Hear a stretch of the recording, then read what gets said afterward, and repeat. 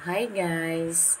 Eto na naman ako, naglalagalag para mayroon akong ma-share sa inyo.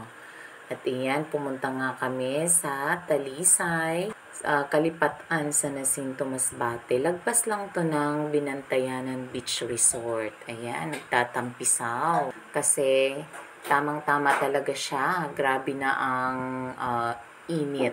Feel mo na talaga ang summer. Ang ganda-ganda talaga ng dagat dito sa isla.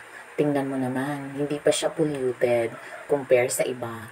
At talagang white sand din siya. Isa sa mga maipagmamalakan natin na mga taga-Tikaw ay ang mga dagat dito sa atin. Kung ikaw ay mahilig magdagat, yan, pumunta ka na dito sa amin.